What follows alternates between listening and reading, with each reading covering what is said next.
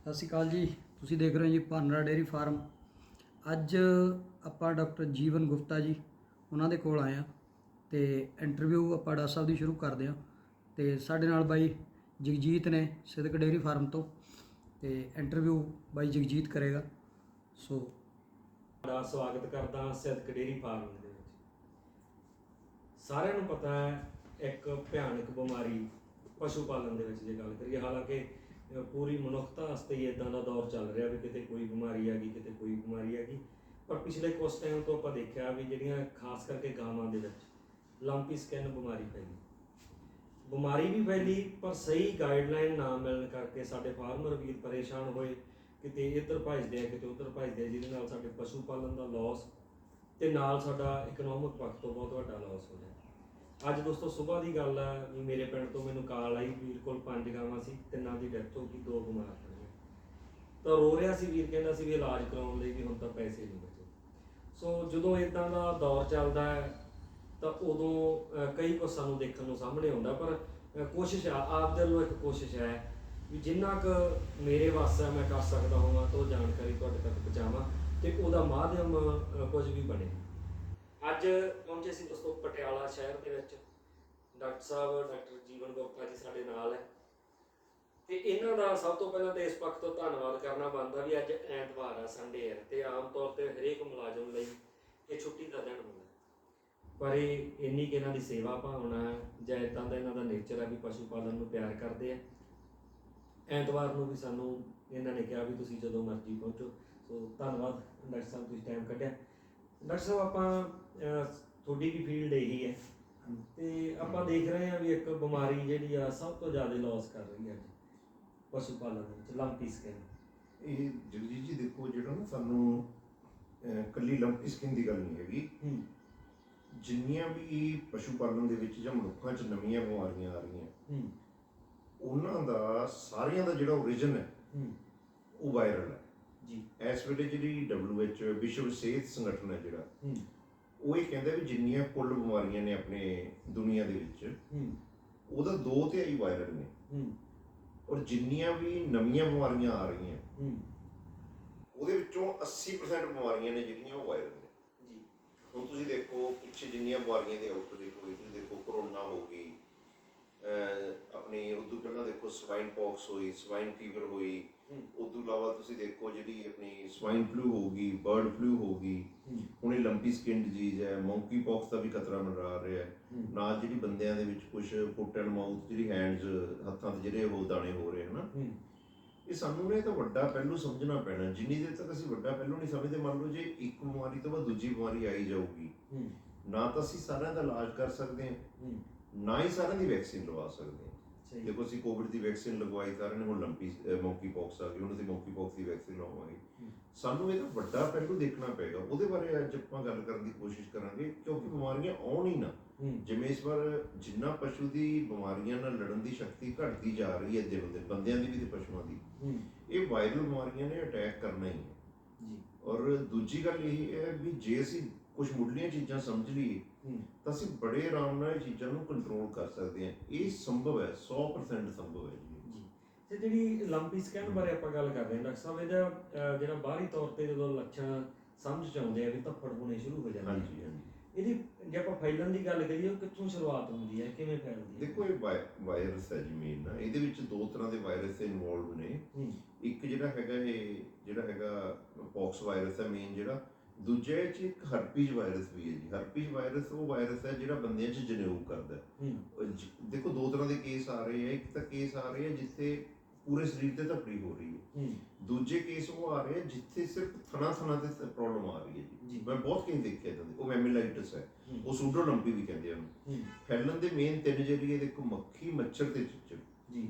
ਔਰ ਦੂਜਾ ਇਸ ਤੋਂ ਇਲਾਵਾ ਇਹਦਾ ਮਕੈਨੀਕਲ ਟਰਾਂਸਮਿਸ਼ਨ ਵੀ ਹੈ। ਮੰਨ ਲਓ ਤੁਸੀਂ ਕਿਸੇ ਬਿਮਾਰ ਪਸ਼ੂ ਦੇ ਘਰ ਗਏ, ਜਿਹੜਾ ਪਸ਼ੂ ਪਾਲਕ ਦੇ ਕੋਈ ਬਿਮਾਰ ਡੰਗਰ ਹੈਗਾ ਜੀ, ਪੈਰਾਂ ਨਾਲ ਜਾਂ ਹੋਰ ਦੁੱਧ ਵਾਲੀਆਂ ਗੱਡੀਆਂ ਹੋ ਗਈਆਂ ਹਨਾ, ਇਹਨਾਂ ਰਾਹੀਂ ਵੀ ਇਹ ਬਿਮਾਰੀ ਫੈਲ ਰਹੀ ਹੈ ਜੀ। ਸੋ ਬਿਮਾਰੀ ਨੂੰ ਸਭ ਤੋਂ ਮੇਨ ਜਿਹੜਾ ਵਾਇਰਲ ਬਿਮਾਰੀਆਂ ਜੀ ਕੋਈ ਹੁੰਦਾ, ਅਸੀਂ ਕਰੋਨਾ 'ਚ ਵੀ ਕਹਿੰਦੇ ਰਹੇ ਜੀ, ਜਿੱਥੇ ਹੈ ਉੱਥੇ ਰੋਕਣਾ ਜੀ। ਪਹਿਲਾਂ ਕੰਟਰੋਲ ਕਰਨਾ, ਫਿਰ ਉਹਦਾ ਇਲਾਜ ਕਰਨਾ। ਕੰਟਰੋਲ ਕਰਨਾ ਜ਼ਰੂਰੀ ਹੈ ਜੀ, ਫੈਲਣ ਤੋਂ ਰੋਕਣਾ ਜ਼ਰੂਰੀ ਹੈ ਜੀ। ਅੱਛਾ ਡਾਕਟਰ ਸਾਹਿਬ, ਇੱਕ ਜਦੋਂ ਮੰਨ ਲਓ ਇੱਕ ਪਸ਼ੂ ਪਾਲਕ ਦੇ ਘਰੇ ਬਿਮਾਰੀ ਦਸਤਕ ਦੇ ਦਿੰਦੀ ਹੈ, ਜੀ। ਇੱਕ ਪਸ਼ੂ ਤੇ ਹੋ ਗਈ ਹੈ, ਸਭ ਤੋਂ ਪਹਿਲਾਂ ਉਹਦੇ ਮਨ 'ਚ ਇਹੀ ਆਉਂਦਾ, ਉਹਦਾ ਤਾਂ ਇਲਾਜ ਉਹ ਕਰਾਉਂਦਾ ਵੀ ਦੂਜੇ ਪਸ਼ੂਆਂ ਨੂੰ ਨਾ ਹੋਵੇ, ਉਹਦੇ ਲਈ ਫਿਰ ਉਹ ਕੀ ਕਰ ਸਕਦਾ? ਦੇਖੋ ਸਭ ਤੋਂ ਪਹਿਲਾਂ ਨਾ ਦੇਖੋ ਜੀ, ਅਸੀਂ ਦੋ ਚੀਜ਼ਾਂ ਕਰਨੀਆਂ ਹੁੰਦੀਆਂ, ਬੜੀਆਂ ਪ੍ਰੈਕਟੀਕਲ ਗੱਲਾਂ ਆਪਾਂ ਕਰਾਂਗੇ। ਜਦੋਂ ਇੱਕ ਪਸ਼ੂ ਪਾਲਕ ਦੇ ਘਰ ਬਿਮਾਰੀ ਆ ਗਈ ਨਾ, ਮੰਨ ਲਓ ਉਹਦੇ ਕੋਲ 10 ਪਸ਼ੂ ਹੈ ਜੀ, ਇਹ ਬਿਮਾਰੀ ਕਿਤੇ ਹਮਲਾ ਕਰੇਗੀ। ਪਹਿਲੀ ਗੱਲ ਤਾਂ ਇਹ ਹੈ ਵੀ ਜਿਹੜੇ ਪਸ਼ੂ ਦਾ ਖੂਨ ਘੱਟ ਹੈ ਨਾ ਜੀ, ਦੇਖੋ 30 ਰੁਪਏ ਲੱਗਦੇ ਹੈ, 30-40 ਰੁਪਏ ਤੋਂ ਵੱਧ ਨਹੀਂ ਲੱਗਦੇ ਖੂਨ HB ਟੈਸਟ ਕਰਾਉਣ ਨੂੰ, ਹੀਮੋਗਲੋਬਿਨ। ਜੇ 10 ਪਸ਼ੂ ਉਹਦੇ ਕੋਲ ਮੰਨ ਲਓ 2 ਪਸ਼ੂ ਬਿਮਾਰ ਹੋ ਗਏ, ਉਹਦਾ ਫਰਜ਼ ਬਣਦਾ ਤੁਰੰਤ 10 ਪਸ਼ੂਆਂ ਦਾ ਹੀਮੋਗਲੋਬਿਨ ਟੈਸਟ ਕਰਵਾ ਲਏ। ਜਿਹੜੇ 2-4 ਪਸ਼ੂ ਨਿਕਲਨੇ ਜਿਨ੍ਹਾਂ ਦਾ ਖੂਨ ਘੱਟ ਹੈ ਜੀ, ਉਹਨਾਂ ਵੱਲ ਤੁਰੰਤ ਧਿਆਨ ਦੇਣਾ ਜ਼ਰੂਰੀ ਹੈ, ਕਿਉਂਕਿ ਉਹੀ ਉਹਨਾਂ ਤੇ ਅਟੈਕ ਹੋਣਾ ਹੈ। ਠੀਕ ਹੈ। ਕਿਉਂਕਿ ਸਾਡੇ ਪੰਜਾਬ 'ਚ ਨਾ ਜੀ ਵੱਡੀ ਪ੍ਰੋਬਲਮ ਕੀ ਹੈ, ਮੈਂ ਇਹ ਬੜੇ ਸਾਲਾਂ ਤੋਂ ਕਹਿ ਰਿਹਾ, ਸਾਡੇ ਪੰਜਾਬ ਦੇ 70% ਤੋਂ ਜ਼ਿਆਦਾ ਪਸ਼ੂ, 70% ਤੋਂ ਜ਼ਿਆਦਾ, ਮੈਂ ਬੜੇ ਦਾਅਵੇ ਨਾਲ ਕਹਿ ਰਿਹਾ, ਮੈਂ ਬਹੁਤ ਸਾਰੇ ਫੀਲਡ 'ਚ ਕੇਸ ਦੇਖਦਾ, ਐਨਾਪਲਾਜ਼ਮਾ ਜਾਂ ਪੀਲੀਆ ਰੋਗ ਨਾਲ ਪੀੜਤ ਨੇ ਜੀ। ਐਨਾਪਲਾਜ਼ਮਾ ਜਿਹੜਾ ਉਹ ਹੈ, ਜਿਹੜੀ ਬਿਮਾਰੀ ਜਿਹੜੀ ਹੁਣ ਮਤਲਬ ਕਿ ਬਹੁਤ ਬੁਰੀ ਤਰ੍ਹਾਂ ਫੈਲੀ ਹੋਈ ਹੈ, ਕਿਉਂਕਿ ਦੇਖੋ ਅਸੀਂ ਸੂਈਆਂ ਵਰਤੋਂ ਹਟ ਨਹੀਂ ਸਕਦੇ ਦੁਬਾਰਾ। ਸੂਈਆਂ ਤਾਂ ਲੋਕਾਂ ਦਾ ਇਹ ਹਾਲ ਹੈ ਜੀ, ਕੰਧਾਂ 'ਚ ਕੋਲਿਆਂ 'ਚ ਲੋਕਾਂ ਨੇ ਸੂਈਆਂ ਰੱਖੀਆਂ ਹੁੰਦੀਆਂ, ਉਹ ਸੂਈ ਰਾਹੀਂ ਜਿਹੜੇ ਰੈੱਡ ਬਲੱਡ ਸੈੱਲ ਨੇ, RBC ਨੇ, ਉਹ ਟ੍ਰਾਂਸਫਰ ਹੁੰਦੇ ਰਹਿੰਦੇ ਜੀ, ਬਿਮਾਰ ਪਸ਼ੂ ਤੋਂ ਤੰਦਰੁਸਤ ਪਸ਼ੂਆਂ ਦੇ ਵਿੱਚ, ਤੰਦਰੁਸਤ ਤੋਂ ਉਹ ਵੀ ਬਿਮਾਰ ਹੋ ਗਿਆ ਕਰਕੇ। ਇਹ ਇੱਕ ਨਾ ਇਸ ਵਾਰ ਮੇਨ ਜਿਹੜੀ ਸਮੱਸਿਆ ਆਈ ਹੈ ਨਾ, ਅਨੀਮਿਕ ਸੀ, ਜਿਹੜੇ ਪਸ਼ੂਆਂ 'ਚ ਖੂਨ ਦੀ ਕਮੀ ਸੀ, ਉਹ ਪਸ਼ੂ ਇਹਨੇ ਜ਼ਿਆਦਾ ਦੱਬੇ। ਠੀਕ ਹੈ। ਉਦੋਂ ਬਾਅਦ ਤਾਂ ਫਿਰ ਇੱਕ ਵਿਸ਼ੇਸ਼ ਸਾਈਕਲ ਬਣ ਜਾਂਦਾ ਨਾ, ਇੱਕ ਵਾਰੀ ਬੁਖਾਰ ਹੋ ਗਿਆ ਜੀ, ਕਿਉਂਕਿ ਇਹ ਵਾਇਰਸ ਨਾ ਦੇਖੋ ਚਮੜੀ ਤੇ ਜਿਹੜੇ ਹੁੰਦੇ ਆ, ਜਿਹਦੇ ਵਿੱਚ ਲੰਪਸ ਬਣਦੇ, ਜਿਸ ਕਰਕੇ ਲੰਪੀ ਕਿਹਾ ਜਾਂਦਾ, ਜਾਂ ਆਪਾਂ ਕਹਿ ਦਿੰਦੇ ਫੋੜੇ ਬਣ ਜਾਂਦੇ ਆ, ਜਾਂ ਘਮੋੜੀਆਂ ਕਹਿ ਦਿਓ ਜੀ ਨਾ। ਪਰ ਇਹ ਬਿਮਾਰੀ ਦਾ ਮੇਨ ਨੁਕਸਾਨ ਕੀ ਹੈ, ਇਹ ਸਰੀਰ ਦੇ ਲਿੰਫ ਨੋਡ ਤੇ ਅਟੈਕ ਕਰਦੀ ਹੈ ਜੀ। ਇਹ ਸਾਰੀਆਂ ਵਾਇਰਲ ਬਿਮਾਰੀਆਂ ਦੇ ਵਿੱਚ ਜਿੰਨੇ ਸਰੀਰ ਦੇ ਲਿੰਫ ਗ੍ਰੰਥੀਆਂ ਹੁੰਦੀਆਂ, ਸਾਡੇ ਸਰੀਰ ਦੀ ਫੌਜ ਹੈ ਜੀ, ਪਸ਼ੂਆਂ ਦੇ ਸਰੀਰ ਦੀ ਫੌਜ ਹੈ। ਸਾਰੇ ਸਰੀਰ 'ਚ ਰੱਬ ਨੇ ਜਗ੍ਹਾ ਤੇ ਇੱਕ ਪੁਆਇੰਟ ਲਾਏ ਹੈ ਵੀ ਜੇ ਇੱਥੇ ਕੋਈ ਇਨਫੈਕਸ਼ਨ ਆਉਂਦੀ ਹੈ ਤਾਂ ਇਹ ਪੁਆਇੰਟ ਹੈ ਜਿਹੜਾ ਉਹਨੂੰ ਕਵਰ ਕਰੂਗਾ। ਕੰਨ ਦੇ ਪਿੱਛੇ ਹੁੰਦੇ, ਜਿਵੇਂ ਸਾਡਾ ਕਨੇਡੂ ਸੀ, ਕਹਿੰਦੇ ਨਾ ਕਨੇਡੂ ਪੱਗ ਗਿਆ ਬੱਚਿਆਂ 'ਚ ਕਹਿੰਦੇ ਸੀ ਜੀ, ਹਨਾ, ਹਰ ਜਗ੍ਹਾ ਤੇ ਲਾਏ ਹੈ। ਇਹ ਬਿਮਾਰੀ ਉਹ ਤੇ ਅਟੈਕ ਕਰਦੀ ਹੈ ਜੀ। ਉਹ ਤੇ ਅਟੈਕ ਹੋਣ ਕਰਕੇ ਸਰੀਰ ਦਾ ਜਿਹੜਾ ਬਿਮਾਰੀਆਂ ਨਾਲ ਲੜਨ ਦੀ ਸ਼ਕਤੀ ਹੈ ਉਹ ਕਮਜ਼ੋਰ ਹੋ ਜਾਂਦੀ ਹੈ। ਜੇ ਪਸ਼ੂ 'ਚ ਪਹਿਲਾਂ ਹੀ ਖੂਨ ਦੀ ਕਮੀ ਹੈ ਜੀ, ਉਹ ਤਾਂ ਪਸ਼ੂ ਨੂੰ ਤੁਸੀਂ ਮੰਨੋ ਕਿਸੇ ਵੀ ਟਾਈਮ ਮਰ ਸਕਦਾ। ਠੀਕ ਹੈ। ਖੂਨ ਟੈਸਟ ਕਰਾਉਣਾ ਇਹ 'ਚ ਇੱਕ ਅਹਿਮ ਉਹ ਹੈ ਜੀ, ਜਿਹੜਾ ਅਸੀਂ ਗਲਤੀ, ਜਿਹੜੀ ਵੱਡੀ ਗਲਤੀ ਹੋ ਰਹੀ ਹੈ, ਪਹਿਲੀ ਗਲਤੀ ਇਹੀ ਹੈ। ਆਪਾਂ ਬਾਕੀ ਗੱਲਾਂ ਬਾਰੇ ਵੀ ਗੱਲ ਕਰਾਂਗੇ। ਡਾਕਟਰ ਸਾਹਿਬ, ਜਿਹੜਾ ਖੂਨ ਦੀ ਕਮੀ ਹੁੰਦੀ ਹੈ, ਇਹ ਜੇ ਮੰਨ ਲਓ ਕਿਸੇ ਬੰਦੇ ਨੇ ਟੈਸਟ ਵੀ ਨਹੀਂ ਕਰਾਇਆ, ਵੈਸੇ ਉਹਨੇ ਧਿਆਨ ਰੱਖਣਾ ਹੈ, ਤਾਂ ਕਿਹੜੇ ਤਰੀਕੇ ਨਾਲ ਆਪਦੇ ਪਸ਼ੂ ਨੂੰ ਤੰਦਰੁਸਤ ਇਸ ਵਕਤ ਤੋਂ ਰੱਖ ਸਕਦੇ? ਦੇਖੋ ਬੜੀ ਆਮ ਜੀ ਗੱਲ ਹੈ, ਜਿਹੜੇ ਪਸ਼ੂ ਨੂੰ ਜਲਦੀ ਸਾਹ ਚੜਦਾ ਫਾਰਮ ਤੇ, ਥੋੜਾ ਜਿਹਾ ਦੂਰ ਜਾਂਦਾ ਜਲਦੀ ਸਾਹ ਚੜਦਾ, ਪੂਰੀ ਸੇਵਾ ਦੇ ਬਾਵਜੂਦ ਪੂਰਾ ਦੁੱਧ ਨਹੀਂ ਦੇ ਰਿਹਾ, ਉਹਨੂੰ ਤੁਸੀਂ ਲਿਵਰ ਟੌਨਿਕ ਵਗੈਰਾ ਜਾਂ ਹੋਰ ਕੈਲਸ਼ੀਅਮ ਦੇਣ ਨਾਲੋਂ ਚੰਗਾ ਹੈ 50 ਰੁਪਏ 40-50 ਰੁਪਏ ਖਰਚ ਕੇ ਉਹਦਾ ਪਹਿਲਾਂ ਖੂਨ ਟੈਸਟ ਕਰਾਓ। ਸਹੀ। ਅਨੀਮੀਆ ਜੀ, ਐਨਾਪਲਾਜ਼ਮਾ ਕਰਕੇ ਜਿਹੜਾ ਅਨੀਮੀਆ ਹੁੰਦਾ ਹੈ, ਉਹ ਸਾਡੇ ਪੰਜਾਬ ਦੀ ਸਭ ਤੋਂ ਵੱਡਾ ਮਸਲਾ ਹੈ, ਜਿਹਦੇ ਕਰਕੇ ਸਾਰੀਆਂ ਵਾਇਰਲ ਬਿਮਾਰੀਆਂ, ਤੁਸੀਂ ਦੇਖੋ ਜਿਹੜਾ ਲੰਗੜਾ ਬੁਖਾਰ ਵੀ ਵਿੱਚ ਆਇਆ ਜੀ, ਲੰਗੜਾ ਬੁਖਾਰ 'ਚ ਵੀ ਉੱਥੇ ਗਾਵਾਂ ਦੀ ਡੈਥ ਹੋਈ ਜਿੱਥੇ ਐਨਾਪਲਾਜ਼ਮਾ ਸੀਗਾ। ਥਲੇਰੀਆ ਬਾਅਦ 'ਚ ਆਉਂਦਾ, ਥਲੇਰੀਆ ਬਾਅਦ 'ਚ, ਕਿਉਂਕਿ ਜਿਹੜੇ ਸਾਡੇ ਪਸ਼ੂ ਨੇ ਜੀ, ਬਹੁਤ ਸਾਰੇ ਪਸ਼ੂ ਸਾਡੇ ਐਨਾਪਲਾਜ਼ਮਾ ਦੇ ਕੈਰੀਅਰ ਬਣ ਚੁੱਕੇ ਆ, ਮਤਲਬ ਕਿ ਵਾਹਕ ਬਣ ਚੁੱਕੇ। ਬਹੁਤ ਸਾਰੇ ਪਸ਼ੂਆਂ 'ਚ ਐਨਾਪਲਾਜ਼ਮਾ ਹੈਗਾ ਜੀ, ਇਹਦੇ ਬਾਰੇ ਆਪਾਂ ਡਿਟੇਲ 'ਚ ਲੋਕਾਂ ਨੂੰ ਦੱਸਾਂਗੇ ਵੀ ਇਹਦਾ ਹੱਲ, ਪੱਕਾ ਹੱਲ ਕਿਵੇਂ ਕਰਨਾ, ਪਰ ਵਾਹਕ ਬਣ ਚੁੱਕੇ ਆ ਪਸ਼ੂ ਜੀ। ਅੱਛਾ ਡਾਕਟਰ ਸਾਹਿਬ, ਜਦੋਂ ਸ਼ੁਰੂਆਤ ਹੁੰਦੀ ਹੈ ਲੰਪੀ ਸਕੈਨ ਦੀ ਕਿਸੇ ਫਾਰਮਰ ਕੋਲ, ਸਭ ਤੋਂ ਮੁੱਢਲਾ ਟ੍ਰੀਟਮੈਂਟ ਉਹਨੂੰ ਫਿਰ ਕੀ ਦੇਣਾ ਚਾਹੀਦਾ? ਦੇਖੋ ਮੁੱਢਲਾ ਟ੍ਰੀਟਮੈਂਟ ਪਹਿਲੀ ਗੱਲ ਤੇ ਇਹੀ ਹੈ ਵੀ ਜੇ ਪਸ਼ੂ 'ਚ ਖੂਨ ਦੀ ਕਮੀ ਹੈ ਜੀ, ਤਾਂ ਉਹਦੇ ਵਿੱਚ ਜਿਹੜਾ ਐਂਟੀਬਾਇਓਟਿਕ ਲੱਗਣਾ ਹੈ ਜੀ, ਉਹ ਆਕਸੀਟੈਟਰਾਸਾਈਕਲਿਨ ਲੱਗਣਾ ਹੈ। ਠੀਕ ਹੈ। ਸਭ ਤੋਂ ਸਸਤਾ ਐਂਟੀਬਾਇਓਟਿਕ ਜੀ। ਜੇ ਪਸ਼ੂ ਪਾਲਕ ਮਹਿੰਗੇ ਐਂਟੀਬਾਇਓਟਿਕ ਕੋਲ ਸ਼ੁਰੂ ਤੋਂ ਹੀ ਚੱਲ ਪਿਆ, ਦੇਖੋ ਸਰੀਰ ਦੇ ਵਿੱਚ ਬੰਦੇ ਹੋਣ ਪਸ਼ੂ ਹੋਣ, ਦੋ ਤਰ੍ਹਾਂ ਦੇ ਸੈੱਲ ਹੁੰਦੇ ਆ ਜਿਹੜੇ ਲੜਦੇ ਆ ਜੀ, ਇੱਕ T4, ਇੱਕ T8, T4 ਤੇ T8। ਜਿੰਨੇ ਹੈਵੀ ਐਂਟੀਬਾਇਓਟਿਕ ਨੇ, ਜਿੰਨੇ ਸਟੀਰੋਇਡ ਨੇ, ਇਹ ਸੈੱਲਾਂ ਦੀ ਗਿਣਤੀ ਘਟਾਉਂਦੇ ਆ ਜੀ। ਇਹ ਸੈੱਲਾਂ ਨੇ ਬਿਮਾਰੀ ਨਾਲ ਲੜਨਾ ਸੀਗਾ। ਹੁਣ ਅਸੀਂ ਪਹਿਲੀ ਗੱਲ ਤਾਂ ਹੈਵੀ ਐਂਟੀਬਾਇਓਟਿਕ ਨਹੀਂ ਵਰਤਨੇ ਜੀ। ਸਭ ਤੋਂ ਪਹਿਲਾਂ ਉਹਦਾ ਪਸ਼ੂ ਦਾ ਇੰਪੋਰਟੈਂਟ ਚੀਜ਼ ਕੀ ਹੈ? ਬੁਖਾਰ ਕੰਟਰੋਲ ਕਰਨਾ। ਸਹੀ ਹੈ। ਬੁਖਾਰ ਕੰਟਰੋਲ ਕਰਨ ਵਾਸਤੇ ਸਾਡੇ ਵੀਰ ਗਲਤੀ ਕੀ ਕਰਦੇ ਆ? ਬੁਖਾਰ ਦੇ ਟੀਕੇ ਸਮਾਂਬੱਧ ਤਰੀਕੇ ਨਾਲ ਨਹੀਂ ਲਾਉਂਦੇ। 8-8 ਘੰਟੇ ਬਾਅਦ ਤੁਸੀਂ ਬੁਖਾਰ ਦਾ ਸ਼ਡਿਊਲ ਬਣਾ ਲਓ ਟੀਕਿਆਂ ਦਾ। ਜੇ ਬੁਖਾਰ ਨਾ ਹੋਇਆ ਨਾ, ਪਸ਼ੂ ਦਾ ਇਮਿਊਨ ਸਿਸਟਮ ਜਿਹੜਾ ਬਿਮਾਰੀਆਂ ਨਾਲ ਲੜਨ ਦੀ ਸ਼ਕਤੀ ਟੁੱਟਣੀ ਉਦੋਂ ਹੈ ਜੀ ਜਦੋਂ ਬੁਖਾਰ ਲੰਬਾ ਰਹੇ। ਠੀਕ ਹੈ। ਐਂਟੀਬਾਇਓਟਿਕ ਦਾ ਰੋਲ ਵਾਇਰਸ ਦੇ ਵਿੱਚ ਕਿਤੇ ਬਹੁਤ ਜ਼ਿਆਦਾ ਨਹੀਂ ਹੁੰਦਾ, ਹਲਕੇ ਐਂਟੀਬਾਇਓਟਿਕ ਦਾ ਰੋਲ ਜ਼ਿਆਦਾ ਹੈ। ਬੁਖਾਰ ਨੂੰ ਕੰਟਰੋਲ ਕਰਨ ਵਾਸਤੇ ਬੁਖਾਰ ਦਾ ਟੀਕਾ 8-8 ਘੰਟੇ ਬਾਅਦ ਲਾਉਣਾ ਜ਼ਰੂਰੀ, ਪਹਿਲੀ ਗੱਲ ਹੈ ਜੀ। ਠੀਕ ਹੈ। ਦੂਜੇ ਨੰਬਰ ਤੇ ਜੇ ਤੁਹਾਡੇ 'ਚ ਖੂਨ ਦੀ ਕਮੀ ਹੈ, ਫਿਰ ਤੁਹਾਡਾ ਐਂਟੀਬਾਇਓਟਿਕ ਸਿਰਫ ਆਕਸੀਟੈਟਰਾਸਾਈਕਲਿਨ ਚੱਲੂਗਾ ਜੀ ਮੈਂ ਬਹੁਤ ਸਾਰੇ ਕੇਸ ਦੇਖੇ ਆ। ਤੇ ਤੀਜੇ ਨੰਬਰ ਤੇ ਕੀ ਹੈ ਜੀ, ਗਰਮੀ ਦਾ ਸੀਜ਼ਨ ਹੈ, ਪਸ਼ੂ ਵਾਸਤੇ ਠੰਡੀ ਹਵਾ, ਠੰਡਾ ਪਾਣੀ, ਇਹ ਪਸ਼ੂ ਨੂੰ ਪੀਣ ਵਾਸਤੇ ਵੀ ਤੇ ਸਰੀਰ ਤੇ ਨਹਾਉਣ ਵਾਸਤੇ ਵੀ। ਜੇ ਤੁਸੀਂ ਪਸ਼ੂ ਨੂੰ 4-5 ਵਾਰ ਨਹਾਉਣੇ ਹੋ ਉਹਦਾ ਫਾਇਦਾ ਹੀ ਰਹੇਗਾ ਜੀ। ਮਤਲਬ ਨਵਾ ਸਕਦੇ ਆ ਇਸ ਬਿਮਾਰੀ ਮੈਂ ਇਹ ਬਹੁਤ ਸਾਲਾਂ ਤੋਂ ਕਹਿ ਰਿਹਾ ਗੱਲ ਵੀ ਜਦੋਂ ਪਸ਼ੂ ਨੂੰ ਤੇਜ਼ ਬੁਖਾਰ ਹੁੰਦਾ ਡਾਕਟਰ ਨੂੰ ਬਾਅਦ ਚ ਫੋਨ ਕਰੋ, ਪਹਿਲਾਂ ਖੁੱਲੇ ਪਾਣੀ ਨਾਲ ਨਹਾਓ। ਠੀਕ ਹੈ।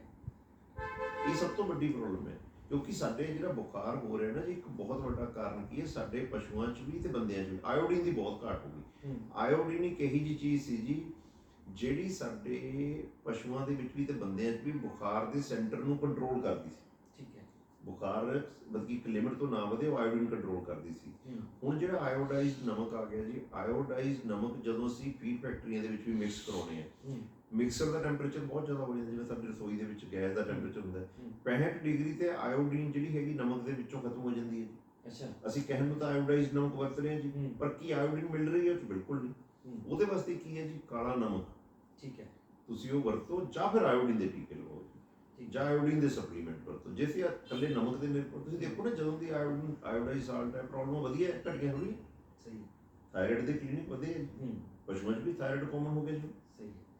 ਅੱਛਾ ਡਾਕਟਰ ਸਾਹਿਬ, ਇਹ ਤਾਂ ਇੱਕ ਆਪਾਂ ਜਿਹੜਾ ਸ਼ੁਰੂਆਤ ਦੇ ਵਿੱਚ ਦੱਸਿਆ ਵੀ ਨਾਰਮਲ ਐਂਟੀਬਾਇਓਟਿਕ ਆਪਾਂ ਲਾਉਂਦੇ ਹਾਂ। ਹਾਂਜੀ, ਬੁਖਾਰ ਕੰਟਰੋਲ ਕਰਨਾ। ਬੁਖਾਰ ਕੰਟਰੋਲ ਕਰਨਾ। ਅੱਛਾ, ਇਹਦਾ ਫਿਰ ਜਿਹੜਾ ਆਪਣਾ ਟਾਈਮ ਲੈ ਕੇ ਫਿਰ ਬਿਮਾਰੀ ਪਿੱਛੇ ਹਟਣ ਲੱਗਦੀ ਜਾਂ ਪਸ਼ੂ ਦੀ ਇਮਿਊਨਿਟੀ ਜਿਹੜੀ ਉਹ ਪਹਿਲਾਂ ਇਹ ਕਿਹਾ ਜਾਂਦਾ ਸੀ ਬਿਮਾਰੀ ਸੈਲਫ ਲਿਮਿਟਿੰਗ ਹੈ। ਬਹੁਤ ਸਾਰੇ ਲੋਕ ਇਹ ਕਹਿੰਦੇ ਸੀਗੇ ਵੀ ਸੈਲਫ ਲਿਮਿਟਿੰਗ ਹੈ, ਆਪਣੇ ਆਪ ਚਲੀ ਜਾਂਦੀ ਹੈ। ਇਦਾਂ ਦੀ ਗੱਲ ਨਹੀਂ ਹੈਗੀ, ਸੈਲਫ ਲਿਮਿਟਿੰਗ ਨਹੀਂ ਹੈਗੀ ਇਹ ਬਿਮਾਰੀ ਨਾਰਮਲੀ 2 ਹਫ਼ਤੇ ਲੈ ਰਹੀ ਹੈ। ਤੁਸੀਂ 2 ਹਫ਼ਤੇ 'ਚ ਕੀ ਕਰਨਾ ਜੀ, ਪਹਿਲਾਂ ਪਸ਼ੂ ਦਾ ਬੁਖਾਰ ਕੰਟਰੋਲ ਕਰਨਾ ਹੈ। ਦੂਜਾ ਜੀ, ਸੈਕੰਡਰੀ ਇਨਫੈਕਸ਼ਨ ਨਹੀਂ ਹੋਣ ਦੇਣੀ ਕੋਈ ਵੀ। ਸੈਕੰਡਰੀ ਇਨਫੈਕਸ਼ਨ ਹੋਣ ਦਾ ਸਭ ਤੋਂ ਪਹਿਲਾ ਤਰੀਕਾ ਮੈਂ ਦੱਸਿਆ ਵੀ ਅਨੀਮੀਆ ਰੋਕਣਾ ਹੈ। ਦੂਜਾ ਜੀ, ਪਸ਼ੂ ਦੀ ਖੁਰਾਕ ਵਧੀਆ ਰੱਖਣੀ ਹੈ। ਖੁਰਾਕ ਦੇ ਵਿੱਚ ਇਹ ਹੈ ਵੀ ਇਹਦੇ ਵਿੱਚ ਪੀਐਚ ਪਸ਼ੂ ਦੀ ਰਿਊਮਨ ਦੀ ਜਿਹੜੀ ਉਜਰੀ ਹੈ, ਪਸ਼ੂ ਦੀ ਜੁਗਾਲੀ ਕਰਨ ਵਾਲਾ ਸਿਸਟਮ ਹੈ, ਉਹਦੀ ਪੀਐਚ ਆਪਾਂ ਕਹਿੰਦੇ 6.5 ਤੋਂ 7.5 ਚਾਹੀਦੀ ਹੈ। ਇਹ ਬਹੁਤ ਇੰਪੋਰਟੈਂਟ ਪੁਆਇੰਟ ਹੈ ਜੀ। ਉਹ ਐਲਕੇਲਾਈਨ ਹੋ ਜਾਂਦੀ ਹੈ, 8-9 ਤੱਕ ਚਲੀ ਜਾਂਦੀ ਹੈ। ਇਸ ਕਰਕੇ ਪਸ਼ੂ ਨੂੰ ਗੁੜ, ਸ਼ੱਕਰ, ਸ਼ਰਬਤ, ਸ਼ੀਰਾ ਜਿਹਨਾਂ ਜਲਦੀ ਕਾਰਬੋਹਾਈਡਰੇਟ ਬਣਦੇ ਆ, ਤੇ ਜਾਂ ਫਿਰ ਸਿਰਕਾ, ਇਹ ਦੇਣਾ ਜ਼ਰੂਰੀ ਹੈ ਤਾਂ ਕਿ ਪਸ਼ੂ ਪੱਠੇ ਖਾਂਦਾ ਰਹੇ। ਲਿਵਰ ਟੌਨਿਕ ਦਾ ਬਹੁਤਾ ਰੋਲ ਨਹੀਂ। ਰੋਟੀ ਬਣਾ ਕੇ ਦੇ ਦਿਓ ਪਸ਼ੂ ਨੂੰ, ਉਹਦੇ ਨਾਲ ਪਸ਼ੂ ਦੀ ਪੀਐਚ ਸਹੀ ਰਹੇਗੀ, ਨਮਾਉਂਦੇ ਨਾਲ ਬੁਖਾਰ ਕੰਟਰੋਲ ਹੋਊਗਾ। ਤੀਜੀ ਚੀਜ਼ ਜਿਹੜੀ ਬੜੀ ਜ਼ਰੂਰੀ ਹੈ, ਵਧੀਆ quality the trace mineral with vitamin, TMB ਅਸੀਂ ਕਹਿੰਦੇ ਹਾਂ ਜੀ, ਫੀਡ ਫੈਕਟਰੀਆਂ 'ਚ ਮਿਲ ਜਾਂਦਾ 250-300 ਰੁਪਏ ਕਿਲੋ। ਪਸ਼ੂ ਨੂੰ, ਵੱਡੇ ਪਸ਼ੂ ਨੂੰ 30 ਗ੍ਰਾਮ, ਝੋਟੀਆਂ ਬੈੜੀਆਂ ਨੂੰ 20 ਗ੍ਰਾਮ, ਕਟੜੋਂ ਬੱਚੇ ਨੂੰ 10 ਗ੍ਰਾਮ ਜ਼ਰੂਰ ਦਿਓ ਰੋਜ਼ ਦਾ। ਠੀਕ ਹੈ। ਕਿਉਂਕਿ ਜੇ ਇਮਿਊਨਿਟੀ ਕਾਇਮ ਹੈ ਜੀ ਤਾਂ ਵਾਇਰਸ ਨਾਲ ਪਸ਼ੂ ਲੜ ਸਕੂਗਾ। ਦਵਾਈਆਂ ਨੇ ਨਹੀਂ ਵਾਇਰਸ ਨਾਲ ਲੜਨਾ। ਠੀਕ ਹੈ। ਅਸੀਂ ਕਿਹੜਾ ਕੋਈ ਐਂਟੀਵਾਇਰਲ ਦਵਾਈ ਦੇ ਰਹੇ ਹਾਂ। ਸਹੀ। ਅੱਛਾ ਡਾਕਟਰ ਸਾਹਿਬ, ਇੱਕ ਕੁਐਸਚਨ ਬੜਾ, ਜਦੋਂ ਮੈਂ ਕਿਤੇ ਇਹਦੇ ਨਾਲ ਸੰਬੰਧਿਤ ਪੋਸਟ ਪਾਉਣਾ, ਸਭ ਤੋਂ ਪਹਿਲਾਂ ਜਿਨ੍ਹਾਂ ਕੋਲ ਪਸ਼ੂ ਨਹੀਂ ਰੱਖੇ ਦੁੱਧ ਪੀ ਰਹੇ ਆ, ਉਹ ਬੜਾ ਡਰੇ ਹੋਏ ਆ ਵੀ ਜਿਹੜੇ ਬਿਮਾਰ ਪਸ਼ੂ ਉਹਨਾਂ ਦਾ ਦੁੱਧ ਅਸੀਂ ਪੀ ਸਕਦੇ। ਸਾਡੇ ਨਾ ਜੀ ਦੇਸ਼ ਦੇ ਵਿੱਚ ਜਾਂ ਪੰਜਾਬ 'ਚ ਦੁੱਧ ਨੂੰ ਬਦਨਾਮ ਕਰਨਾ ਬਹੁਤ ਸੌਖਾ, ਕੋਲਡ ਡਰਿੰਕ ਨੂੰ ਬਦਨਾਮ ਕਰਨਾ ਕੋਈ ਔਖਾ ਨਹੀਂ। ਇਹ ਸਾਡੇ ਆਮ ਹੀ ਹੈ। ਦੁੱਧ ਤਾਂ ਜੇ ਸੋਨੇ ਵਰਗਾ ਸ਼ੁੱਧ ਵੀ ਹੈ ਨਾ ਤਾਂ ਵੀ ਇਹਨੂੰ ਬਦਨਾਮ ਕੀਤਾ ਜਾਂਦਾ। ਦੁੱਧ ਦੀ ਕੋਈ ਪ੍ਰੋਬਲਮ ਨਹੀਂ ਹੈਗੀ। ਦੇਖੋ, ਮੈਂ ਬੜੇ ਸਾਲਾਂ ਤੋਂ ਕਹਿ ਰਿਹਾ, ਅਸੀਂ ਆਪ ਹੀ ਦੁੱਧ ਨੂੰ ਬਦਨਾਮ ਕਰ ਰਹੇ ਹਾਂ ਬਹੁਤ ਵਾਰੀ। ਅਸੀਂ ਆਪ ਹੀ ਕਹਿ ਦਿੰਦੇ ਹਾਂ ਜੀ 50% ਦੁੱਧ ਨਕਲੀ ਹੈ। ਬਹੁਤ ਲੋਕ ਆਪ ਹੀ ਕਹੀ ਜਾਂਦੇ, ਜਦ ਕਿ ਇਦਾਂ ਤਾਂ ਕਿਤੇ ਵੀ ਹੈ ਨਹੀਂ। ਇੱਕ ਪਿੰਡ ਦੇ ਵਿੱਚ ਜੇ 100 ਬੰਦਾ ਵਧੀਆ ਦੁੱਧ ਪੈਦਾ ਕਰ ਰਿਹਾ, ਸ਼ਾਇਦ ਇੱਕ ਅੱਧਾ ਕੋਈ ਨਕਲੀ ਵਾਲਾ ਹੋਵੇ, ਤਾਂ 1% ਤੋਂ ਵੀ ਘੱਟ ਗਿਆ ਜੀ। ਇਸ ਕਰਕੇ ਨਾ ਦੁੱਧ ਪੀਣਾ 100% ਸੇਫ ਹੈ ਜੀ। ਪਰ ਮੈਂ ਕਹੂੰਗਾ ਵੀ ਜਿਹੜੇ ਬਾਕੀ ਡਰਿੰਕਸ ਨੇ ਨਾ, ਸੌਫਟ ਡਰਿੰਕਸ ਨੇ, ਉਹ ਜ਼ਿਆਦਾ ਖਰਾਬ ਕਰ ਰਹੇ ਜੀ। ਦੁੱਧ ਨੂੰ ਬਦਨਾਮ ਨਾ ਵੈਸੇ ਸਾਡਾ ਸੌਫਟ ਟਾਰਗੇਟ ਹੈ ਜੀ, ਅਸੀਂ ਬੜੀ ਈਜ਼ੀਲੀ ਬਦਨਾਮ ਕਰ ਰਹੇ ਹਾਂ। ਮਤਲਬ ਇਹਨੂੰ ਉਬਾਲ ਕੇ ਪੀਤਾ ਜਾ ਸਕਦਾ, ਕੋਈ ਨੁਕਸਾਨ ਨਹੀਂ ਕੋਈ ਜੀ। ਇਹ ਤਾਂ ਦੁੱਧ ਰਾਹੀਂ ਜਾਂ ਵੈਸੇ ਵੀ ਬਿਮਾਰੀ ਬੰਦਿਆਂ 'ਚ ਪਸ਼ੂਆਂ ਤੋਂ ਨਹੀਂ ਆਉਂਦੀ। ਠੀਕ ਹੈ। ਅੱਛਾ ਡਾਕਟਰ ਸਾਹਿਬ, ਇੱਕ ਪਸ਼ੂ ਅੱਜ ਲੰਪੀ ਸਕਿਨ ਨਾਲ ਬਿਮਾਰ ਹੋ ਜਾਂਦਾ ਤੇ ਉਹ ਰਿਕਵਰ ਕਰ ਜਾਂਦਾ, ਮੰਨ ਲਓ 15 ਜਾਂ 20 ਦਿਨਾਂ ਵਿੱਚ ਦੀ, ਹਾਂਜੀ, ਦੁਬਾਰਾ ਫਿਰ ਸੰਭਾਵਨਾ ਬਣ ਸਕਦੀ ਹੈ। ਇਹ ਜਿਹੜੀਆਂ ਵਾਇਰਸ ਵਾਲੀਆਂ ਬਿਮਾਰੀਆਂ ਨੇ ਨਾ ਜੀ, ਇਹ ਵਾਇਰਸ ਪਹਿਲੀ ਗੱਲ ਤਾਂ ਪਸ਼ੂ ਦੇ ਠੀਕ ਹੋਣ ਤੋਂ ਬਾਅਦ ਵੀ 1 ਮਹੀਨੇ ਤੱਕ ਉਹਦੇ ਸਰੀਰ ਦੇ ਵਿੱਚ ਰਹਿੰਦਾ ਜੀ। ਇਹਦੇ ਬਾਰੇ 100% ਤਾਂ ਕਿਸੇ ਨੂੰ ਕੁਝ ਨਹੀਂ ਪਤਾ ਹਲੇ ਜੀ। ਜੋ ਅੱਜ ਤੱਕ ਪਤਾ ਉਹਦੀ ਆਪਾਂ ਗੱਲ ਕਰਦੇ ਹਾਂ। ਦੁਬਾਰਾ ਅਟੈਕ ਹੋ ਸਕਦਾ ਜੇ ਪਸ਼ੂ ਦੇ ਵਿੱਚ ਉਹਦਾ ਬਿਮਾਰੀਆਂ ਨਾਲ ਲੜਨ ਦੀ ਸ਼ਕਤੀ ਕਮਜ਼ੋਰ ਹੋਈ ਹੋਵੇ। ਇਸ ਕਰਕੇ 3 ਚੀਜ਼ਾਂ ਮੈਂ ਤੁਹਾਨੂੰ ਅਖੀਰ ਤੇ ਕਹੂੰਗਾ ਜਿਹੜੀਆਂ ਬੜੀਆਂ ਜ਼ਰੂਰੀ ਹੈ ਜੀ। ਪਹਿਲੀ ਗੱਲ, ਖੂਨ ਦੀ ਕਮੀ ਦਾ ਧਿਆਨ ਰੱਖੋ ਜੀ। ਦੂਜੀ ਗੱਲ, ਪਸ਼ੂ ਦੀ ਖੁਰਾਕ ਸਹੀ ਰੱਖੋ। ਖੁਰਾਕ ਦੇ ਵਿੱਚ ਕੋਈ ਵੀ ਜਿਹੜਾ ਇੰਡਸਟਰੀਅਲ ਵੇਸਟ ਹੈ, ਚਿਪਸ ਹੈ, ਕੁਰਕਰੇ ਹੈ, ਡਰਾਈ ਫਰੂਟ ਦਾ ਵੇਸਟ ਹੈ, ਉਹ ਅਵੋਇਡ ਕਰੋ। ਉਹਦੇ ਨਾਲ ਪਸ਼ੂ ਦੀ ਇਮਿਊਨਿਟੀ ਘਟੇ ਕਿਉਂਕਿ ਖਰਾਬ ਹੋਇਆ। ਉਹ 'ਚ ਤੀਜੀ ਚੀਜ਼ ਹੈ ਜਿਹੜੀ ਫੰਗਸ ਆ ਰਹੀ ਹੈ ਜੀ, ਭਾਵੇਂ ਅਚਾਰ ਤੋਂ ਆ ਰਹੀ ਹੈ ਜੀ, ਭਾਵੇਂ ਤੁਹਾਡੀ ਫੀਡ ਤੋਂ ਆ ਰਹੀ ਹੈ, ਭਾਵੇਂ ਤੂੜੀ ਤੋਂ ਆ ਰਹੀ ਹੈ। ਇਹ ਇੱਕ ਬਹੁਤ ਵੱਡਾ, ਜਿੱਥੇ ਫੰਗਸ ਜ਼ਿਆਦਾ ਹੈ ਜੀ ਜਿਹੜੇ ਫਾਰਮਾਂ ਤੇ, ਉਹ ਫਾਰਮਾਂ ਤੇ ਮੌਤ ਦਰ ਸਭ ਤੋਂ ਜ਼ਿਆਦਾ ਹੈ। ਫੰਗਸ ਨੂੰ ਕੰਟਰੋਲ ਕਰਨਾ ਵੀ ਜ਼ਰੂਰੀ ਹੈ। ਇਹ ਇੱਕ ਵੱਖਰਾ ਵਿਸ਼ੇ, ਦੇ ਬਾਰੇ ਆਪਾਂ ਬਾਅਦ ਚ ਗੱਲ ਕਰਦੇ। ਮਾਈਕੋਟੌਕਸਿਨ ਨੂੰ ਕੰਟਰੋਲ ਕਰਨਾ ਜ਼ਰੂਰੀ ਹੈ ਜੀ। ਦੂਜੇ ਨੰਬਰ ਤੇ ਤੁਸੀਂ ਜਿਹੜੀ ਹੈਗੀ ਖੁਰਾਕ ਸਹੀ ਰੱਖਣੀ ਹੈ। ਤੀਜੇ ਨੰਬਰ ਤੇ ਖੂਨ ਦੀ ਕਮੀ ਦਾ ਧਿਆਨ ਰੱਖਣਾ। ਜਿਹਨੂੰ ਤਿੰਨਾਂ ਚੋਂ ਇੱਕ ਵੀ ਟੁੱਟ ਗਿਆ ਜੀ, ਫਿਰ ਪਸ਼ੂ ਤੇ ਅਟੈਕ ਦੁਬਾਰਾ ਹੋ ਸਕਦਾ। ਅੱਛਾ ਡਾਕਟਰ ਸਾਹਿਬ, ਜਦੋਂ ਇਹ ਬਿਮਾਰੀ ਫੈਲਦੀ ਆ, ਫਾਰਮਰ ਡਰਦਾ ਹੈ, ਉਹਦਾ 50,000 ਦਾ 60-70,000 ਦਾ ਪਸ਼ੂ ਬਿਮਾਰ ਹੁੰਦਾ, ਉਹ ਭੱਜਦਾ ਹੈ, ਕਿਤੇ ਇੱਕ ਡਾਕਟਰ ਨੂੰ ਬੁਲਾਉਂਦਾ, ਜਿਹੜੇ ਪਿੰਡਾਂ 'ਚ ਪ੍ਰੈਕਟਿਸ ਵੀਰ ਕਰਦੇ, ਕਿਤੇ ਦੂਜੇ ਨੂੰ ਬੁਲਾਉਂਦਾ। ਕੀ ਇਹ ਵੀ ਇੱਕ ਕਾਰਨ ਹੈ ਜਿਹੜੀ ਮੌਤ ਦਰ ਪੰਜਾਬ ਦੇ ਵਿੱਚ ਦੇਖਣ ਨੂੰ ਮਿਲ ਰਹੀ ਹੈ ਬਹੁਤ ਜ਼ਿਆਦਾ ਪਸ਼ੂਆਂ ਦੇ ਵਿੱਚ? ਮੇਨ ਗੱਲ ਅਸੀਂ ਤਾਂ ਇਹ ਕਹਿੰਦੇ ਵੀ ਤੁਸੀਂ ਨੇੜੇ ਦੀ ਪਸ਼ੂ ਸੰਸਥਾ ਨਾਲ ਸੰਪਰਕ ਕਰੋ, ਆਪਣੇ ਨੇੜੇ ਦਾ ਵੈਟਰਨਰੀ ਅਫਸਰ ਹੈ ਉਹਦੀ ਸਲਾਹ ਨਾਲ ਇਲਾਜ ਕਰਵਾਓ। ਪਰ ਮੈਂ ਇੱਕ ਗੱਲ ਹਮੇਸ਼ਾ ਕਹੂੰਗਾ ਜੀ, ਵੀ ਪਸ਼ੂ ਦੀ ਖੁਰਾਕ ਦੀ ਜ਼ਿੰਮੇਵਾਰੀ, ਉਹਦੀ ਸਿਹਤ ਦੀ ਜ਼ਿੰਮੇਵਾਰੀ ਡਾਕਟਰਾਂ ਦੀ ਨਹੀਂ, ਤੁਹਾਡੀ, ਫਾਰਮਰ ਦੀ। ਤੁਸੀਂ ਜੇ ਆਉਣ ਵਾਲੇ ਸਮੇਂ ਜਿਵੇਂ ਅੱਗੇ ਸਰਦੀ ਆ ਰਹੀ ਹੈ, ਸਰਦੀ 'ਚ ਕੋਈ ਹੋਰ ਬਿਮਾਰੀ ਵੀ ਅਟੈਕ ਕਰ ਸਕਦੀ ਹੈ। ਬਿਮਾਰੀਆਂ ਤਾਂ ਬਾਰੇ ਨਵੀਆਂ ਆ ਰਹੀਆਂ। ਮੈਂ ਤੁਹਾਨੂੰ ਦੱਸਿਆ ਵੀ 75% ਬਿਮਾਰੀਆਂ ਨੂੰ ਵਾਇਰਲ ਨੇ ਜੀ। ਤੁਸੀਂ ਪਸ਼ੂ ਦੀ ਖੁਰਾਕ ਬਾਰੇ ਜਾਗਰੂਕ ਹੋ ਜਾਓ। ਖੁਰਾਕ ਭਾਵੇਂ ਉਹਨੂੰ ਥੋੜੀ ਦਿਓ ਜੀ, ਪਰ ਵਧੀਆ ਕੁਆਲਿਟੀ ਦੀ ਦਿਓ। ਸਹੀ। ਅੱਛਾ, ਇੱਕ ਜਿਹੜਾ ਮੈਂ ਜਦੋਂ ਪਿੰਡਾਂ 'ਚ ਜਾਂਦਾ ਜੀ, ਮੈਂ ਦੇਖਿਆ ਵੀ ਸਾਡੇ ਲੋਕ ਇਸ ਪੱਖ ਤੋਂ ਵੀ ਘੱਟ ਅਵੇਅਰ ਹੈ ਵੀ ਜਿਵੇਂ ਚਿੱਚੜ ਸਭ ਤੋਂ ਜ਼ਿਆਦਾ ਲੱਗੇ ਦੇਖਦੇ। ਮੇਰੇ ਖਿਆਲ 'ਚ ਇਸ ਰੁੱਤ ਦੇ ਵਿੱਚ ਜਿਹੜੀਆਂ ਬਿਮਾਰੀਆਂ ਹੁੰਦੀਆਂ, ਜਿਵੇਂ ਆਪਾਂ ਫਲੇਰੀਏ ਦੀ ਗੱਲ ਕਰਦੇ ਹਾਂ, ਤਾਂ ਇਹ ਵੀ ਇੱਕ ਕਾਰਨ ਹੈਗਾ। ਦੇਖੋ ਚਿੱਚੜਾਂ ਵਾਸਤੇ ਨਾ, ਚਿੱਚੜਾਂ ਬਹੁਤ ਸਾਰੀਆਂ ਬਿਮਾਰੀਆਂ ਕਰਦੇ ਆ। ਚਿੱਚੜੀ ਇੱਕ ਮਾਦਾ ਚਿੱਚੜੀ ਹੈ ਜਿਹੜੀ ਉਹ ਹਜ਼ਾਰਾਂ ਦੀ ਗਿਣਤੀ 'ਚ ਰੋਜ਼ ਆਂਡੇ ਦਿੰਦੀ ਹੈ ਜੀ। ਇਹਦਾ ਦੇਖੋ ਦਵਾਈਆਂ ਦਾ ਹੱਲ ਨਹੀਂ ਹੈਗਾ, ਚਿੱਚੜਾਂ ਦੀ ਸਪਰੇਅ ਦਾ ਹੱਲ ਨਹੀਂ ਹੈਗਾ, ਨਾ ਇਹਦੇ ਨਾਲ ਚਿੱਚੜ ਕੰਟਰੋਲ ਹੋਏ ਨਾ ਹੋ ਸਕਦੇ ਜੀ। ਕਿਉਂਕਿ 20% ਚਿੱਚੜ ਪਸ਼ੂ ਦੇ ਉੱਤੇ ਹੁੰਦੇ ਆ, 80% ਫਰਸ਼ ਤੇ ਖੱਲਾਂ ਖੁੰਝਾਂ 'ਚ ਹੁੰਦੇ ਆ। ਫਲੇਮ ਗਨ ਮੈਂ ਬਹੁਤ ਸਾਰੇ ਲੋਕਾਂ ਨੂੰ ਕਹਿਣਾ, ਐਮਾਜ਼ੋਨ ਤੇ ਉਪਲਬਧ ਹੈ। ਤੁਸੀਂ 1000 ਰੁਪਏ ਦੀ ਫਲੇਮ ਗਨ ਮੰਗਾ ਲਓ ਜੀ, 20 ਸਾਲ ਤੁਹਾਡੇ ਫਾਰਮ ਤੇ ਖਰਾਬ ਨਹੀਂ ਹੁੰਦੀ। ਫਲੇਮ ਗਨ ਨੇ ਤੁਹਾਡੇ ਚਿੱਚੜ ਵੀ ਮਾਰਨੇ ਆ ਜੀ। ਜਿੰਨੇ ਜ਼ਹਿਰੀਲੇ ਵਾਇਰਸ ਨੇ, ਖਤਰਨਾਕ ਵਾਇਰਸ ਬੈਕਟੀਰੀਆ ਫਰਸ਼ ਤੇ ਮੌਜੂਦ ਨੇ, ਉਹ ਵੀ ਖਤਮ ਕਰਨੇ ਆ। ਜਿੰਨੇ ਉੱਲੀ ਰੋਗ ਵਾਲੇ ਜ਼ਹਿਰੀਲੇ ਜ਼ਹਿਰ ਨੇ, ਉਹ ਵੀ ਖਤਮ ਕਰਨੇ। 15-20 ਦਿਨਾਂ ਬਾਅਦ ਇੱਕ ਵਾਰੀ ਵਰਤੋ ਜੀ। ਤੁਹਾਡਾ 1000 ਰੁਪਏ ਦਾ ਖਰਚਾ ਪੈਣਾ ਵੱਧ ਤੋਂ ਵੱਧ ਇੱਕ ਵਾਰ ਦਾ। ਤੁਸੀਂ ਹਿਸਾਬ ਲਾ ਕੇ ਦੇਖੋ, ਸਾਲ 'ਚ ਜੇ 5-7 ਹਜ਼ਾਰ ਅਸੀਂ ਲਾ ਵੀ ਦਿੱਤਾ ਜੀ, ਬਿਮਾਰੀਆਂ ਦਾ ਸੀਜ਼ਨ ਤੇ ਇਹੀ ਸੌਣ ਭਰ ਦਿੰਦਾ ਜੀ। ਤੇ ਇਹਦੇ ਨਾਲ ਅਸੀਂ ਚਿੱਚੜ ਕੰਟਰੋਲ ਕਰਨਾ, ਕਿਉਂਕਿ ਚਿੱਚੜ 'ਚ ਜਿਹੜੇ ਡੰਗਰ 'ਚ 4 ਬਿਮਾਰੀਆਂ ਨੇ ਚਿੱਚੜਾਂ ਦੀਆਂ ਜੀ, 4ਾਂ ਦੇ ਵਿੱਚੋਂ ਜਿਵੇਂ ਥਲੇਰੀਆ ਆ ਗਿਆ, ਥਲੇਰੀਆ ਤਾਂ ਡੰਗਰ ਨੂੰ ਬਚਾਉਣਾ ਬਹੁਤ ਔਖਾ ਹੋ ਜਾਂਦਾ। ਸਾਨੂੰ ਪੱਕੇ ਹੱਲ ਲੱਭਣੇ ਪੈਣੇ ਜੀ। ਹੁਣ ਜਿਵੇਂ ਕੰਮ ਵਿਗੜਦਾ ਜਾ ਰਿਹਾ ਹੈ, ਹੁਣ ਤੀਰ ਤੁੱਕੇ ਨਾਲ ਨਹੀਂ ਕੰਮ ਚੱਲਣਾ। ਇੱਕ ਆਈਵਰਮੈਕਟਨ ਦੇਖੋ ਅਸੀਂ ਲਾ ਰਹੇ ਹਾਂ। ਆਈਵਰਮੈਕਟਨ ਪਸ਼ੂ ਦੇ ਸਰੀਰ ਤੇ 20% ਚਿੱਚੜ ਨੇ ਜੀ, ਉਹਨਾਂ ਨੂੰ ਲਾ ਦੂਗਾ। ਜਿਹੜੇ 80% ਫਰਸ਼ ਤੇ ਉਹ ਦੁਬਾਰਾ ਫਿਰ ਚੜ ਜਾਣਗੇ ਜੀ। ਯਾਨੀ ਸਾਨੂੰ ਇੱਕ ਲਹਿਰ ਜੀ ਬਣਾਉਣੀ ਪਊਗੀ ਵੀ ਇਹਨਾਂ ਪਰਜੀਵੀਆਂ ਨੂੰ ਆਪਾਂ ਖਤਮ ਕਰੀਏ। ਖਤਮ ਕਰਨ ਦਾ ਤਰੀਕਾ ਇੱਕੋ ਜੀ, ਖੱਲਾਂ ਖੁੰਝੇ ਬੰਦ ਕਰੋ, ਲੱਕੜਾਂ ਪਾਥੀਆਂ ਇੱਟਾਂ ਚੱਕ ਦਿਓ ਸ਼ੈੱਡ ਚੋਂ। ਤੇ ਫਲੇਮ ਗਨ ਤੋਂ ਬਿਨਾਂ ਜੀ ਮੈਂ ਸਾਰਾ ਕੁਝ ਦੇਖ ਲਿਆ ਜੀ, ਕੋਈ ਹੱਲ ਨਹੀਂ ਹੋਰ ਜਿੰਨਾ ਮਰਜ਼ੀ ਕਰੀ। ਜਿਹੜੀ ਉਹਦਾ ਰਿਜ਼ਲਟ ਫਲੇਮ ਗਨ ਤੁਸੀਂ ਲੈ ਲਓ ਜੀ। ਕੋਈ ਲਿੰਕ ਚਾਹੀਦਾ ਐਮਾਜ਼ੋਨ ਤੇ ਅਵੇਲੇਬਲ ਹੈ ਜੀ, ਮੈਥੋਂ ਪੁੱਛ ਲਓ, ਆਪਾਂ WhatsApp ਕਰ ਸਕਦੇ ਹਾਂ। ਇਹਦੇ ਵਿੱਚ ਵੀ ਆਪਾਂ ਥੱਲੇ ਕਮੈਂਟ ਬਾਕਸ ਪਾ ਸਕਦੇ ਹਾਂ। ਉਹ ਵਰਤਣੀ ਪੈਣੀ ਹੈ ਜੀ, ਕਿਉਂਕਿ ਜਿੰਨਾ ਵਾਇਰਸ ਤੁਹਾਡੇ ਸ਼ੈੱਡ 'ਚ ਹੈਗਾ ਜੀ, ਉਹਨੂੰ ਕਿਵੇਂ ਖਤਮ ਕਰੋਗੇ? ਸਹੀ।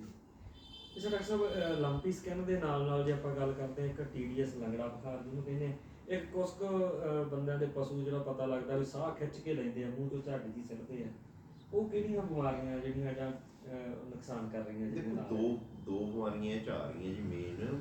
ਇੱਕ ਤਾਂ ਲੰਪੀ ਸਕਿਨ ਦੇ ਵਿੱਚ ਮੇਨ ਜਿਹੜੀ ਸਮੱਸਿਆ ਆ ਰਹੀ ਹੈ ਨਾ ਜੀ, ਬਹੁਤ ਵੱਡੀ ਜਿਹੜੀ ਪ੍ਰੋਬਲਮ ਆ ਰਹੀ ਹੈ ਨਾਲ, ਇੱਕ ਤਾਂ ਥਲੇਰੀਆ ਦੇ ਕੇਸ ਬਹੁਤ ਆ ਰਹੇ।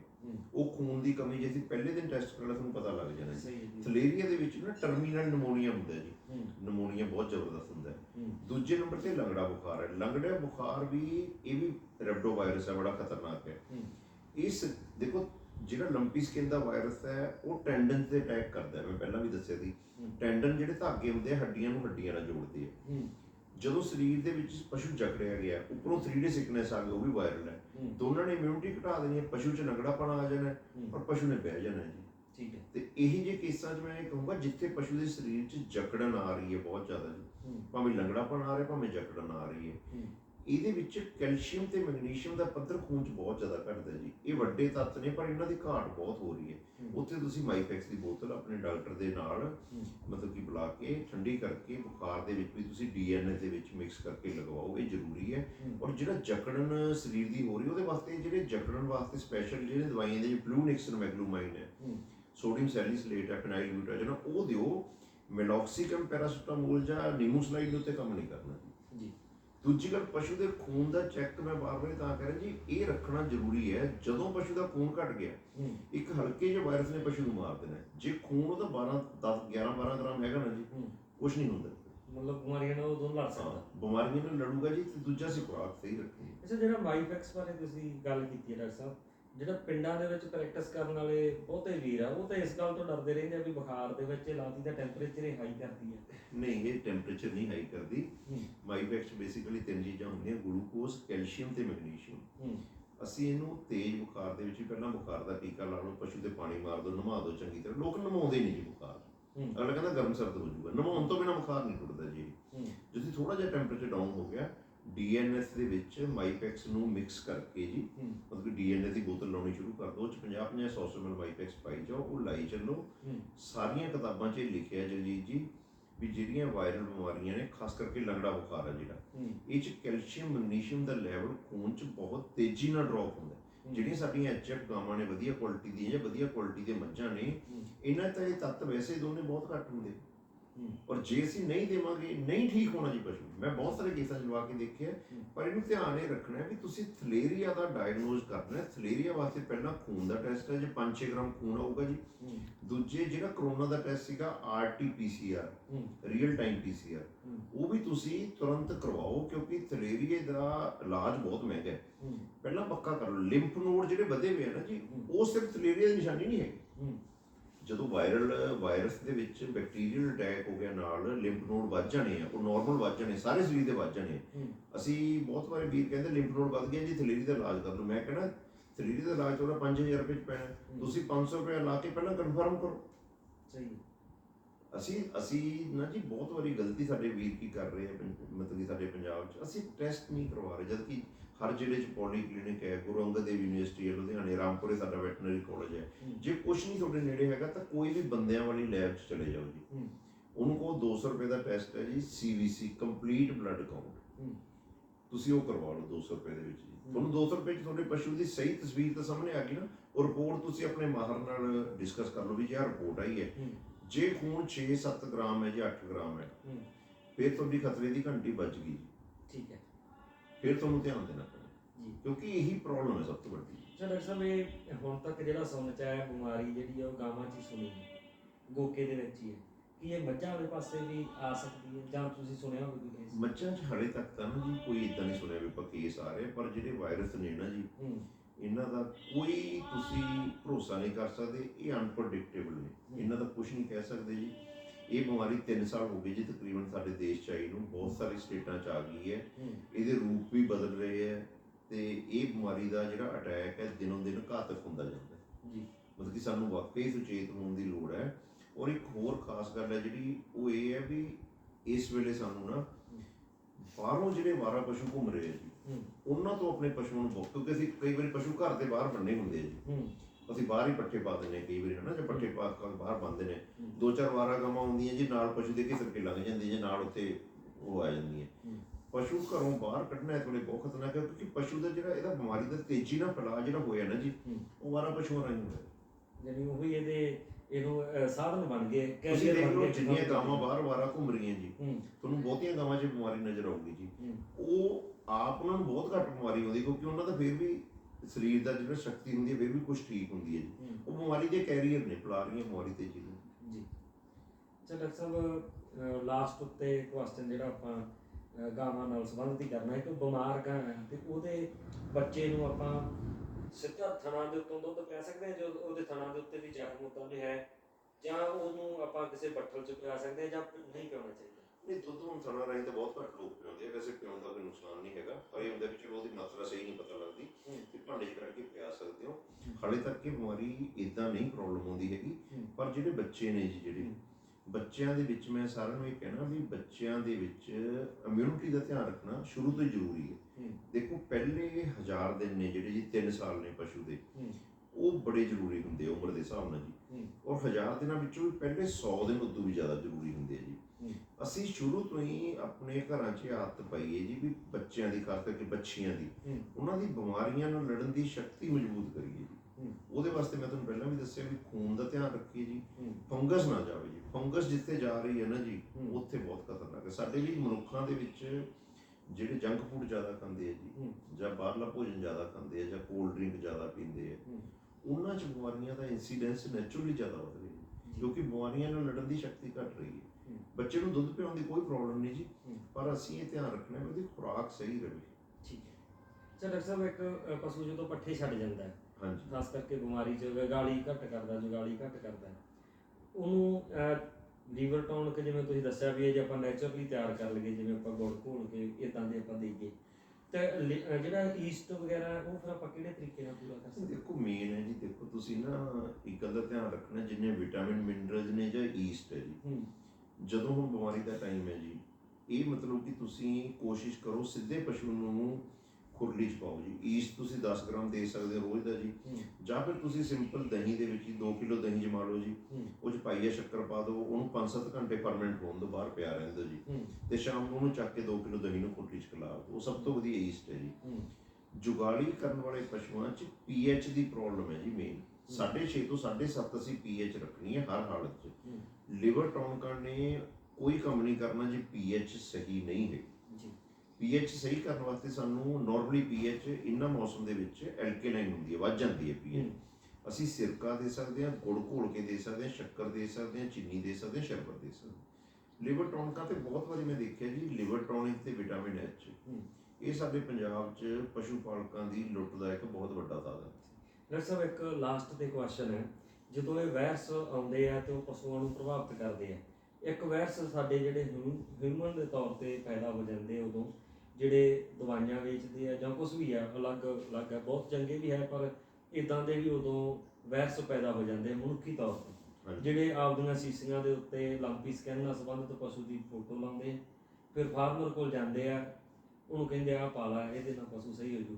ਕੀ ਕੋਈ ਇਦਾਂ ਦੀ ਮੈਡੀਸਨ ਅੱਜ ਤੱਕ ਕੋਈ ਸੁਣ ਲਈ ਹੋਵੇ ਲੰਪੀ ਸਕਿਨ 'ਚ ਤੁਸੀਂ, ਜਿਹੜੀ ਇੱਕੋ ਦਵਾਈ ਹੋਵੇ ਤੇ ਪ੍ਰੋਪਰ ਕਾਰਗਰ ਹੋਵੇ? ਦੇਖੋ ਜੀ, ਮੈਂ ਤਾਂ ਬਹੁਤ ਵਾਰੀ ਕਹਿਣਾ ਜੀ, ਦੇਖੋ ਜਿਹੜੀਆਂ ਹੋਮਿਓਪੈਥਿਕ ਦਵਾਈਆਂ ਪਿਓਰ ਨੇ, ਤੁਸੀਂ ਬੰਦ ਸ਼ੀਸ਼ੀਆਂ ਖਰੀਦੋ ਜੀ, ਉਹਦੇ ਵਿੱਚ 2-3 ਦਵਾਈਆਂ ਨੇ ਜਿਹੜੀਆਂ ਬਹੁਤ ਕਾਰਗਰ ਸਾਬਤ ਹੋਈਆਂ ਜੀ। ਇੱਕ ਤਾਂ ਉਹ 'ਚ ਆਰਸੈਨਿਕ ਹੈ ਜੀ, ਤੁਸੀਂ ਪਿਓਰ ਬੰਦ ਸ਼ੀਸ਼ੀਆਂ ਲਓ ਜੀ।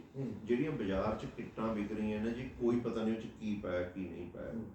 ਅਸਲ 'ਚ ਨਾ ਔਖੇ ਸਮੇਂ 'ਚ ਮਨੁੱਖਾਂ ਦਾ ਚਰਿੱਤਰ ਸਾਹਮਣੇ ਆਉਂਦਾ, ਇਹ ਸਾਡਾ ਚਰਿੱਤਰ ਹੈ ਜਿਹੜਾ ਸਾਹਮਣੇ ਆ ਰਿਹਾ ਹੈ ਨਾ। ਕਰੋਨਾ ਦੇ ਟਾਈਮ ਤੇ ਵੀ ਸਾਹਮਣੇ ਆਇਆ ਸੀ, ਹੁਣ ਵੀ ਸਾਹਮਣੇ ਆ ਰਿਹਾ। ਹੁਣ ਦੇਖੋ ਅਸੀਂ ਆਰਸੈਨਿਕ ਲੈ ਸਕਦੇ ਹਾਂ, ਜਿਹਦੇ ਵਿੱਚ ਇੱਕ ਐਪੀਸਮੈਲ ਹੈ 200 ਜੀ, ਉਸ ਚਮੜੀ ਦੀ ਸਮੱਸਿਆਵਾਂ ਨੂੰ ਬਹੁਤ ਜ਼ਿਆਦਾ ਕੰਟਰੋਲ ਕਰਦੀ ਹੈ ਜੀ।